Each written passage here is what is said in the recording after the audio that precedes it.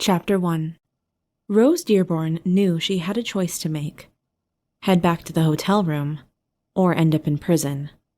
Because if one more drunk man accidentally bumped into her or dished out another lazy, crude pickup line, she was going to break someone's nose. She had a perfect buzz going on. 2 more drinks and she'd cross the barrier into drunk. But wasn't that why she and her best friend had come to Mardi Gras?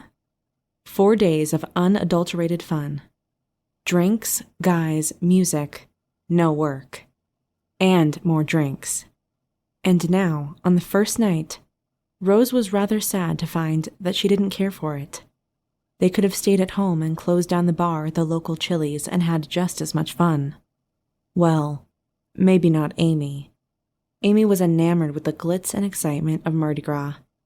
It was something she'd wanted to do since the age of 13, and now, having turned 21 just 3 weeks ago, she was here, and she planned on living up every second.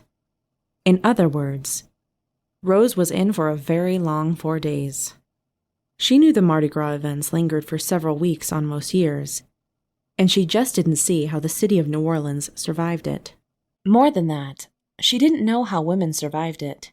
She'd seen countless drunk men, and by the time happy hours began at most bars, she'd also seen 4 different women eagerly flashing those same drunk men. It didn't take a genius to know what was going through the minds of those men. And that, really, was the only tip of the iceberg. It wasn't just the horny men and the attention-seeking women. It was the mugginess, the noise, and the litter in the streets. Rose hated feeling this way. Here she was, a nice-looking 22-year-old woman at Mardi Gras, and all she could think about was curling up on her couch in her Boston apartment with a book and a cup of mint tea. Jesus, she was becoming an old lady way too fast. She had to get out of there. She hated to do it to Amy, but she was here for her own enjoyment too. And right now, she wasn't enjoying much of anything. They were currently sitting in the small courtyard of a bar called... Ah, God, she didn't even know. They'd been to so many since 3 that afternoon. The crowd was getting thick and impossibly loud. She looked over to Amy, who was currently speaking to 2 men seated at the little table behind them. She saw such joy in Amy's eyes, and something far too much like hunger in the eyes of the men. "Hey, Amy?" To Amy's credit, she turned away from the men right away to give her friend her attention. "Yeah? I think I'm going to head back to the room." Shock came to Amy's face first, then concern. "What? Are you okay?" "I'm not sure," she said. "I think it might just be a headache, but it's getting worse." This was, of course, a lie. But it sounded better than, "It's loud and crowded and I'm getting annoyed." Rose wasn't even upset when she saw the disappointment come across Amy's face. She'd almost expected it and understood fully. "Do you need me to?" No, of course not. You stay and have fun." She then quickly looked over Amy's shoulder to the 2 waiting men. "But be careful, yeah?" Amy nodded, though clearly still uncertain. "And you're sure you're still fine?" "Yeah, I think I will be. I'll rest up tonight, and we can give it a go tomorrow, bright and early. Mimosas by the river." "On a boat, maybe?"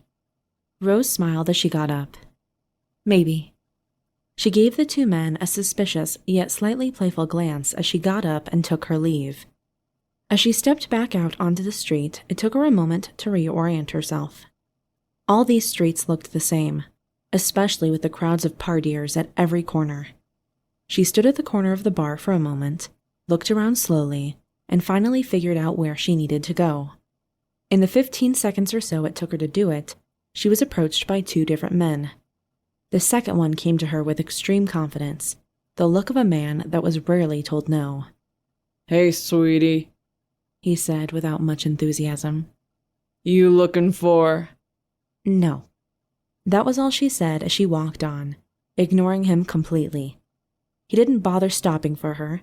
Instead, he walked away and uttered, "Bitch," just loud enough to make sure she heard it. Rose rolled her eyes and continued on, making the walk of 3 blocks with her guard up. As she walked,